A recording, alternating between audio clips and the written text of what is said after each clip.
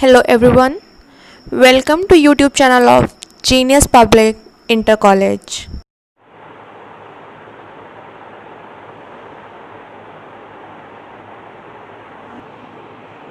In the exercise 6.1 we have learned the basic concepts.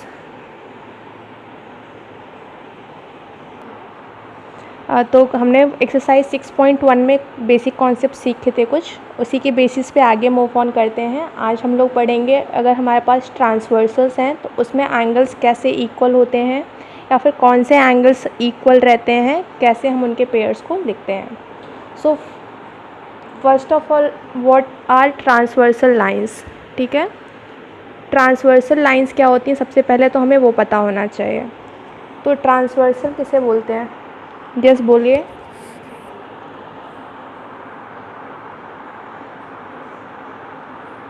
Yes exactly, transversal lines क्या होती हैं? If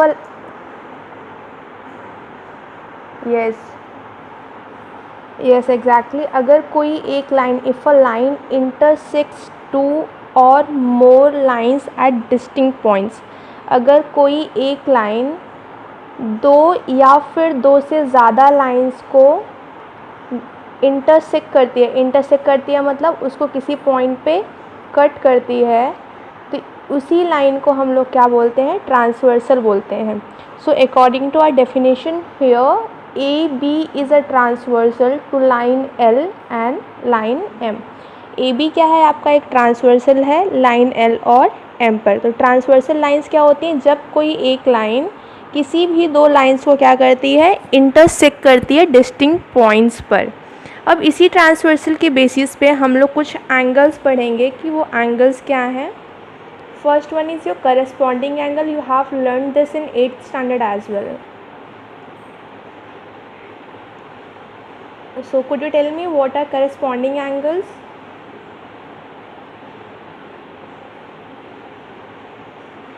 Sorry, can you repeat again?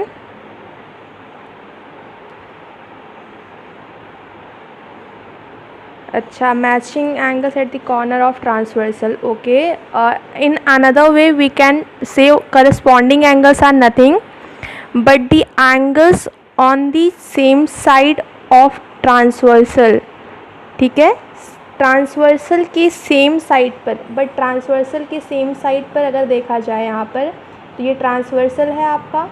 Transversal की same side पे यहाँ पे angle 1, 2, 5 and 6 आ रहे हैं, यहाँ पर 4, 3, 8 एंड 7 आ रहे हैं। तो अब ये चारों तो आपस में इक्वल नहीं है। So angles on the same side of the transversal are corresponding, but यहाँ पे एक कंडीशन क्या लग जाती है? If both the angles are either on the upper side of the transversal और else on the lower side of the transversal. ठीक है, पहली बात तो करस्पॉन्डिंग एंगल्स क्या हो गए? Angles on the same side of transversal.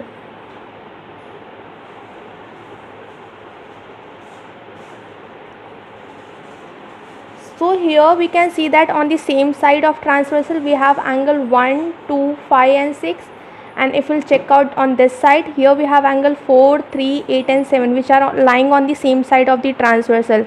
But here we are mentioning one condition, the angle should be either, both the angle should be either above the line or else below the line। दोनों ही angles क्या होना चाहिए? जो दो lines जिनको intersect कर रहा है, ये दोनों ही एंगल्स या तो उसके ऊपर, लाइन के ऊपर हों, या तो दोनों ही एंगल्स लाइन के नीचे हों, तभी वो इक्वल होंगे।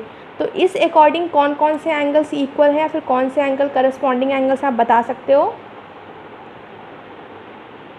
Angle 1 is equals to, yes, angle 1 and angle 5 both are corresponding angles.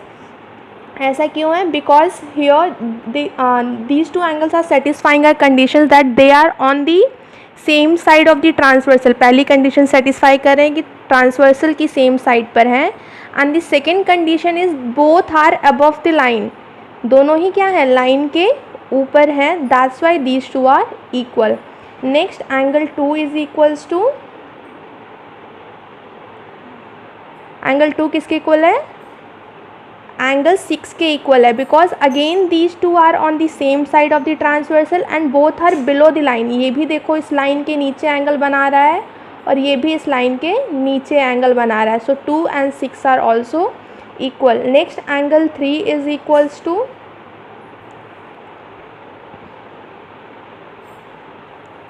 Angle 3 is equals to angle 7 because both are below the line. बस आपको एक ही चीज़ देखना है कि ट्रांसवर्सल की सेम साइड में होना चाहिए और वो लाइन, अगर दोनों एंगल्स जो इक्वल होंगे दोनों या तो लाइन के नीचे होंगे, नहीं तो दोनों ही लाइन के ऊपर होंगे। So here angle 3 is equals to angle 7 and angle 4 is equals to,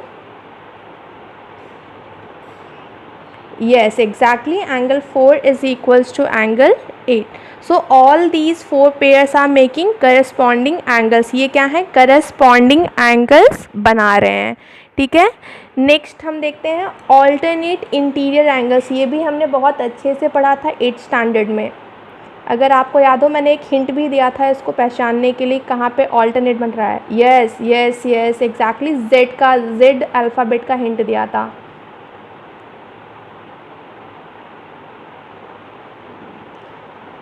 next one is alternate interior angles. Alternate interior angles किसी गिवन फिगर में, अब करस्पॉन्डिंग तो आपको पता चल गया, ट्रांसवर्सल की सेम साइड पे एंगल्स हैं मतलब वो करस्पॉन्डिंग है, और वो अगर दोनों लाइन के ऊपर होंगे दोनों लाइन के नीचे होंगे, ये तो पता चल गया। ऑल्टरनेट इंटीरियर एंगल्स कैसे पहचानोगे? इसको आप पहचानोगे जहाँ पर भी जेड अल्फ़ाबेट की फॉर्मेशन हो रही है, ठीक है। कहीं पर भी जेड अल्फ़ाबेट की फॉर्मेशन हो रही है, वो सीधी भी हो सकती है, उल्टी भी हो सकती है, वर्टिकल भी हो सकती है, हॉरिजॉन्टल भी हो सकती है, ऐसे भी हो सकती है, ऐसे भी हो सकती है, मतलब कहीं, वॉइस किसी को भी क्लियर नहीं आ रही है, ठीक है।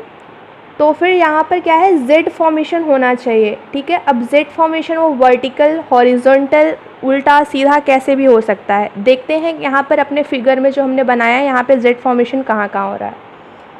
अगर मैं ऑल्टरनेट इंटीरियर एंगल्स बोल रही हूँ इसका मतलब सिर्फ मैं इंटीरियर एंगल्स की बात कर रही हूँ, और यहाँ पे इस फिगर में इंटीरियर एंगल कौन कौन से हैं? 2, 5, 8 and 3। These 4 are the interior angles and 1, 4, 7 and 6, these 4 are your exterior angle। ये चारों एक्सटीरियर हैं। And here I have written alternate interior angles, it means I am talking about only interior angles। मैं सिर्फ interior angles की बात कर रही हूँ। So just look over here, look at this line। मैं जहाँ से आप ड्रॉ कर रही हूँ वो देखो, ये देखो यहाँ से गए, Z फॉर्मेशन हो रहा है, ये Z फॉर्मेशन ऐसे हो रहा है या नहीं हो रहा है? यहाँ C, C से P, P से Q एंड Q से B, Z फॉर्म हो रहा है।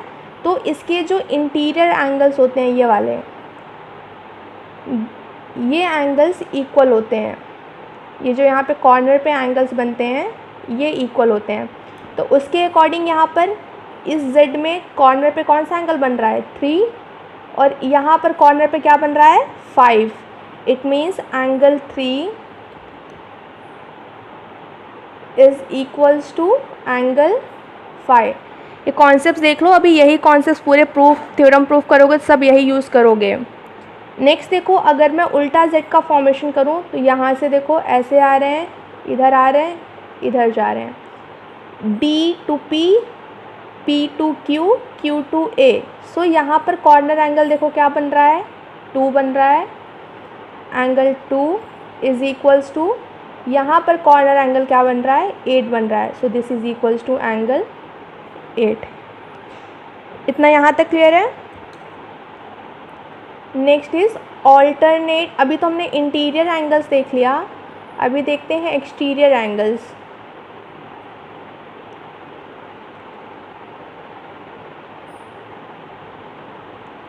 What didn't you understand?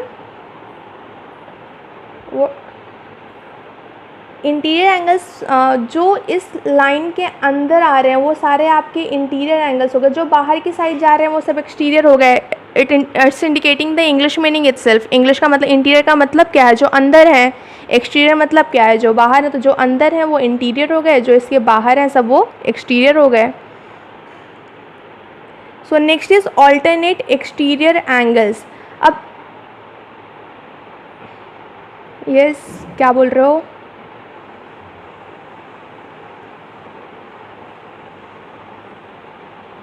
Okay fine. Alternate exterior angles क्या है, देखो अभी आपने बोला एंगल 3 और एंगल 5 इक्वल है, तो एंगल 3 के वर्टिकली अपोजिट एंगल 1 है और एंगल 5 के वर्टिकली अपोजिट एंगल 7 है।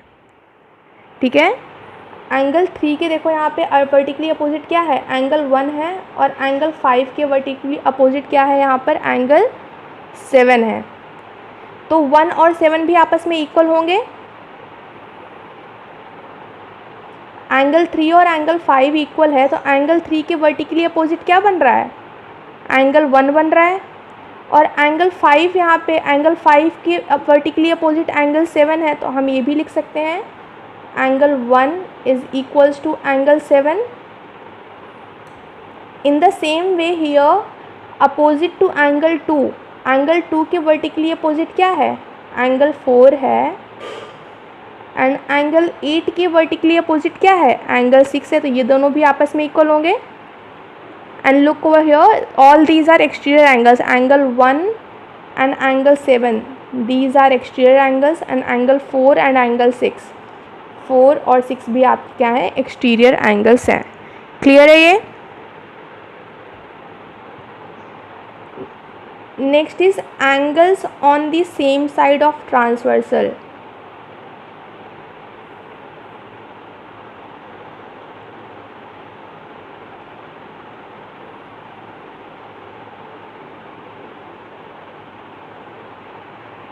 जस्ट अ मिनट, मैं hand, yes, angles on the same side of the transversal, this is also called as, sometimes it is also called as consecutive interior angles।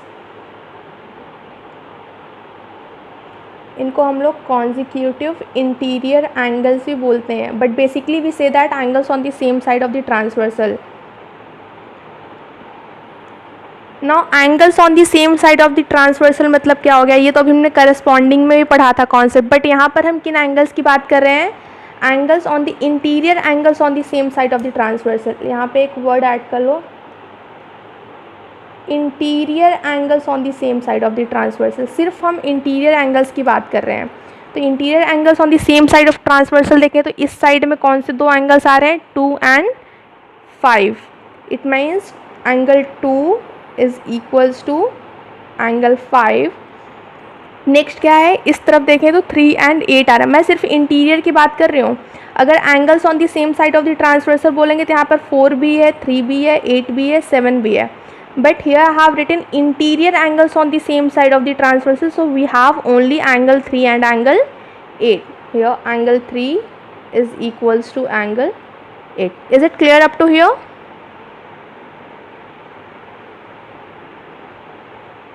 Angle 2 is बच्चे, here it is interior angle। 2 interior है, exterior कहाँ है?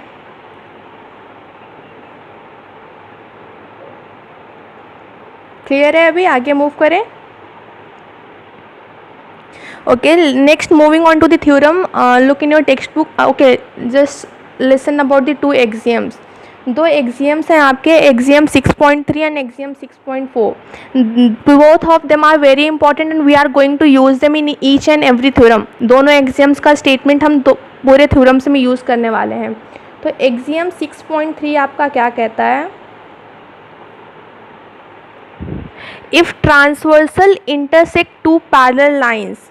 अगर आपका कोई transversal है, 2 parallel lines को intersect कर रहा है, if a transversal intersects 2 parallel lines then each pair of corresponding angles are equal। यहाँ पर कंडीशन क्या लगा दिया है, if a transversal is intersecting 2 parallel lines it means line L is parallel to line M। line L और M कैसे हैं, parallel हैं। अगर दो पैरेलल लाइंस को एक ट्रांसवर्सल इंटरसेक्ट कर रहा है then corresponding angles are equal. अगर मतलब पैरेलल लाइंस ये नहीं होंगी तो करस्पॉन्डिंग एंगल्स इक्वल नहीं होंगे, ये आपको याद रखना है। यही इसमें मेन कॉन्सेप्ट है, तभी लिखा है if a transversal is intersecting two parallel lines then corresponding angles are equal. It means these angles are equal, ठीक है। या फिर ये वाले एंगल्स भी क्या हैं, इक्वल हैं, ठीक। नेक्स्ट एग्जाम,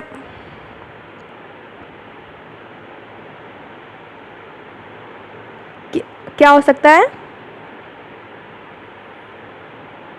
हाँ, बस एग्जैक्टली इक्वल हो सकता है, वो तो मैंने आपको दो एंगल्स बस मार्क करके दिखाए हैं, ठीक है। इधर भी आपके इक्वल करस्पॉन्डिंग एंगल्स इक्वल होंगे।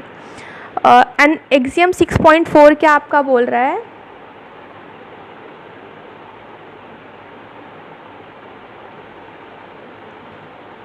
According to axiom 6.4, if a transversal intersect two lines such that a pair of corresponding angles is equal। अब इसमें क्या कर रहा है, इसमें इसी को रिवर्स कर दिया है।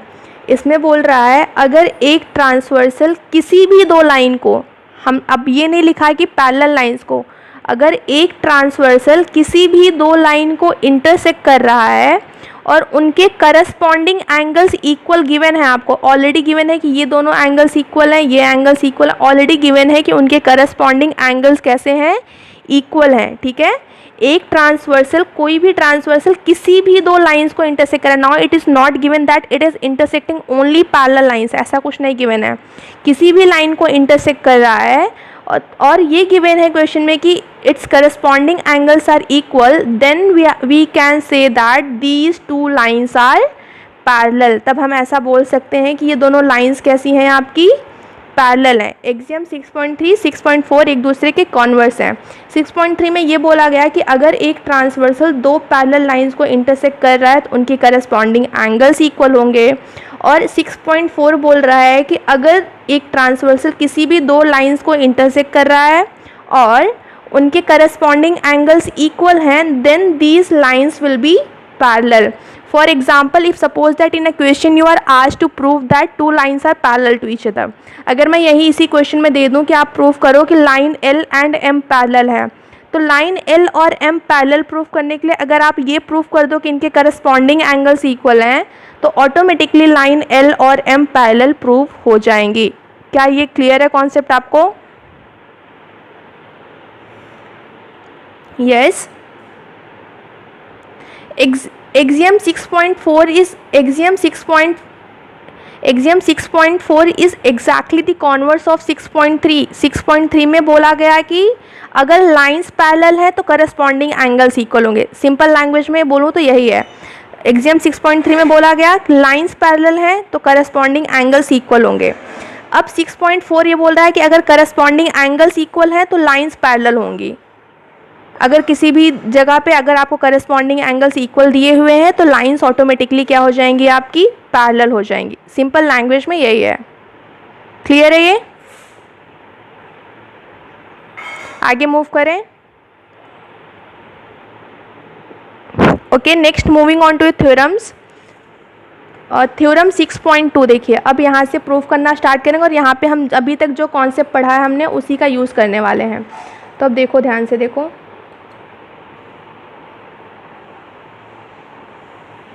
थ्योरम 6.2, एक थ्योरम हमने 6.1 पहले पढ़ ली थी एक्सरसाइज 6.1 के पहले।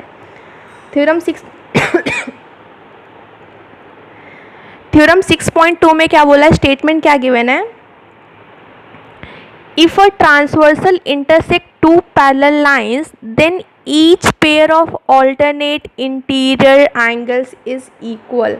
बोल रहा है if a transversal intersect two parallel lines, एक ट्रांसवर्सल है, ये दो पैरेलल लाइंस को क्या कर रहा है, इंटरसेक्ट कर रहा है, then you have to prove that the pair of alternate interior angles are equal. Alternate interior angles के जो पेयर हैं वो कैसे हैं, इक्वल हैं, ठीक है।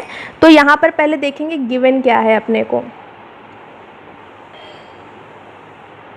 गिवन ये है अपने को कि यहाँ पर these two lines are parallel, let this be AB CD, ये आपका ट्रांसवर्सल हो गया। एंगल्स मार्क कर देते हैं 1 2 3 4, सॉल्व करने में इजी रहेगा। ये ऑल्टरनेट इंटीरियर एंगल्स हो गए, यहाँ पे जेड फॉर्मेशन हो रही है तो ये ऑल्टरनेट इंटीरियर्स हो गया 1 2, ये एंगल हो गया आपका 3 और ये एंगल हो गया 4। ये हमको इक्वल प्रूफ करना है। अगर हमको पूछा जाए प्रूफ क्या करना है, सो हमें क्या प्रूफ करना है, angle 1 and angle 2 both are equal to each other, angle 3 and angle 4, these two angles are equal to each other. This we have to prove, and it is given that line AB and CD both are parallel. AB is parallel to CD, ये given है, and this transversal is intersecting these two lines. This is given in the statement. ये आपको statement में given है। Proof करते हैं इसको, कैसे प्रूफ करेंगे। Let this one be your angle 5 and this one be your angle 6। अब इसको हमें प्रूफ करना है कि आपके जो ऑल्टरनेट इंटीरियर एंगल्स हैं ये कैसे हैं, आपके इक्वल हैं। यहाँ पर देखो अब एंगल 2 एंड एंगल 5, यहाँ पे कभी भी प्रूफ करने से पहले क्या करना है, आपको एक कॉमन एंगल बना के चलना है जिससे आप बाद में उनको कंपेयर कर सको। तो एंगल्स इस तरह से लेने हैं जिससे वो क्या हो, बाद में आप उनको कॉमन अगर एंगल्स रहेंगे तो आप क्या करोगे, उनको इक्वल प्रूफ कर कंपेयर कर सकते हो। लुक ओवर हियर, एंगल अभी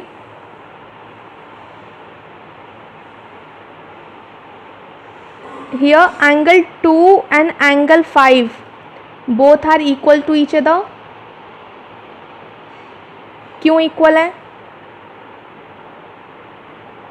exactly vertically opposite angles. So angle 2 and angle 5 both are equal to each other. और एंगल 2 को आप बताओ या फिर एंगल 5 को और किसके इक्वल कर सकते हो, एंगल 2 या फिर एंगल 5 और किसके इक्वल हो सकता है जिससे ऑल्टर, देखो आपको ये याद रखना है कि आपको ये कुछ प्रूफ करना है ऐसा। तो यहाँ पर एंगल 2 एंगल 1 के इक्वल प्रूफ करना है, तो ऐसा क्या कंपेयर करो कि एंगल 1 भी आ जाए आपका। Yes exactly, angle 1 and angle 5 both are equal by corresponding interior corresponding angles हैं। तो एंगल 1 और एंगल 5, मैंने एंगल 1 5 ही क्यों लिया और कुछ क्यों नहीं लिया, because here I can see that I have to prove that angle 1 and 2 both are equal. इसलिए पहले मैंने स्टार्टिंग 2 से की तो मेरा 2 और 5 वर्टिकली अपोजिट आ गए। ना आई हैव टू टेक इस angle in such a way that here we get a common angle so that we can compare these two. हमें इस तरह से एंगल लेना है कि हमें यहाँ पे कुछ कॉमन मिल जाए और हम उनको कंपेयर कर सकें। बट सिर्फ कॉमन नहीं देखना, हमें साथ में कुछ उसका यूज़ भी तो चाहिए। तो यहाँ पे हमें एंगल 2 तो हमें मिला हुआ है, तो इस तरह से अगर एंगल लें कि 1 कहीं ना कहीं से आ जाए। तो यहाँ पे 1 एंड 5 क्या है, दोनों इक्वल हैं। क्यों इक्वल हैं? ये करस्पॉन्डिंग एंगल्स हैं। Now we can compare these to.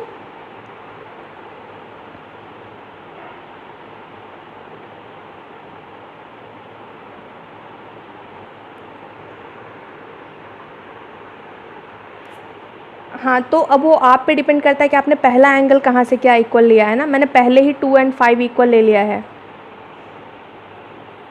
सो यहाँ पर आपका RHS इक्वल है तो LHS भी इक्वल होगा। From here we can say that angle 1 is equals to angle 2।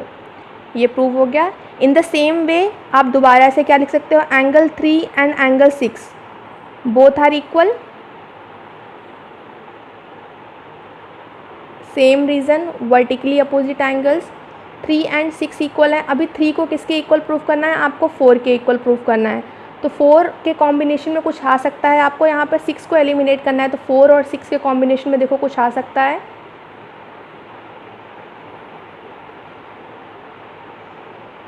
yes, angle 4 and angle 6 both are equal. Why? Corresponding angles. Again you can compare these two. From here you will get that angle 3 is equals to angle 4 and this we have to prove. यही हमें prove करना था, hence proved. कुछ doubt इसमें? यहाँ पर आपको बच्चे प्रूव करना था 1 and 2, 3 and 4 that is pair of alternate interior angles are equal. तो मुझे क्या करना है, इसी के साथ चल करके इसी के रिलेशन में कुछ एंगल्स इक्वल लेने हैं। तो सबसे पहले मुझे यहाँ पे दिखा कि एंगल 2 and 5 दोनों इक्वल है और यहाँ पे एंगल 2 हम यूज़ भी कर रहे हैं।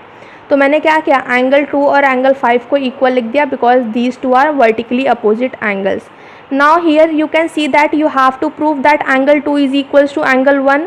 तो एंगल 2 की तो आपको ज़रूरत है, यहाँ पर इस स्टेटमेंट के अकॉर्डिंग एंगल 5 को एलिमिनेट करना है और एक्स्ट्रा एंगल आपको क्या चाहिए, यहाँ पे एंगल 1 चाहिए। तो आप खुद देखो क्या एंगल 1 और एंगल 5 में कहीं कुछ कोऑर्डिनेशन बन रहा है। तो यहाँ पे जब हमने कंपेयर किया तो एंगल 1 और एंगल 5 करस्पॉन्डिंग एंगल्स हमें मिल रहे थे। So angle 1 and angle 5 both are corresponding angles. जब ये दोनों इक्वल हो गए तो RHS इक्वल था, हमने कंपेयर किया तो ऑलरेडी LHS इक्वल आ गया और यही प्रूफ करना था। इसी तरह से सेम कंडीशन से दूसरा वाला भी किया है। Is it clear now? अभी क्लियर है? नेक्स्ट थ्योरम पे मूव करें। ठीक है, यहाँ पे आपको प्रूफ क्या करना है, इस थ्योरम में प्रूफ ये करना था कि देखो गिवन ये था, आपको स्टेटमेंट क्या दिया था, if a transversal intersects two lines now these lines can be either parallel और एल्स नॉन पैरेलल। एक ट्रांसवर्सल क्या कर रहा है, दो लाइंस को इंटरसेक्ट कर रहा है, ये पैरेलल भी हो सकती हैं, नॉन पैरेलल भी हो सकती हैं, but it is given that the pair of alternate interior angles are equal. It means angle 1 is equals to angle 2। मैं एक केस प्रूफ कर रही हूँ, दूसरा आप खुद कर सकते हो। तो एंगल 1 और एंगल 2 क्या है, आपके इक्वल गिवन है। आपको प्रूफ बस इतना करना है कि ये दोनों लाइंस पैरेलल हैं। तो इनडायरेक्टली हम ये बोल सकते हैं, अगर मैं प्रूफ कर दूँ angle 1 is equals to angle 3 तो ऑटोमेटिकली प्रूव हो जाएगा कि ये लाइंस मेरी पैरेलल हैं। क्यों? क्योंकि करस्पॉन्डिंग एंगल्स तभी इक्वल होते हैं जब लाइंस पैरेलल होती हैं। तो अब यहाँ पे अपना कोऑर्डिनेशन देखो कुछ बन रहा है।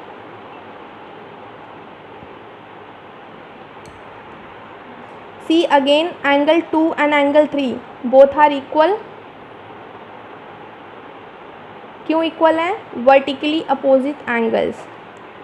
Angle 2 and angle 3 both are equal because these are vertically opposite angles, and it is given in the statement itself that angle 1 and angle 2 pair of alternate interior angles are equal. It means angle 1 and angle 2 are equal. This is given in the statement itself. ये आपको statement में ही दिया हुआ है।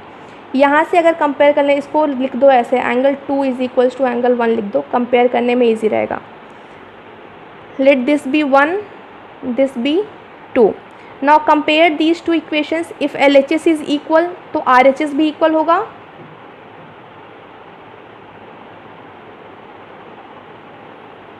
LHS equal है तो RHS भी equal होगा। so from here you can say that angle 1 is equals to angle 3 and this we have to prove। that's why angle 1 and 3 makes a corresponding angle, and if these two angles are corresponding angles are equal it means line L and M both are parallel to each other।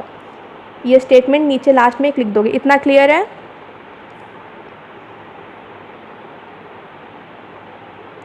See here in the statement it was given that both lines line L and M, एक बार सुन लो जल्दी, class over होने वाली है।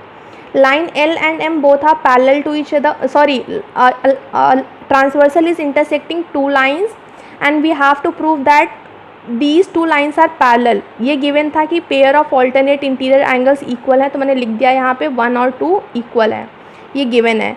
Proof करना है कि दोनों parallel है, तो पैरेलल प्रूफ करने के लिए मैंने बोला अगर मैं इसको करस्पॉन्डिंग प्रूफ कर दूँ तो ऑटोमेटिकली प्रूफ हो जाएगा कि लाइंस कैसी हैं, पैरेलल हैं। तो मैंने क्या किया, यहाँ पर 2 और 3 वर्टिकली अपोजिट एंगल्स से लिखा, उन्हीं के साथ में मैंने देखा यहाँ पे 1 और 2, मुझे यही चाहिए था कि 1 और 3 इक्वल करना है, तो मैंने उसके अकॉर्डिंग देखा तो यहाँ पे 1 और 2 भी इक्वल गिवन है हमको। बस इसको मैंने कंपेयर किया यहाँ से।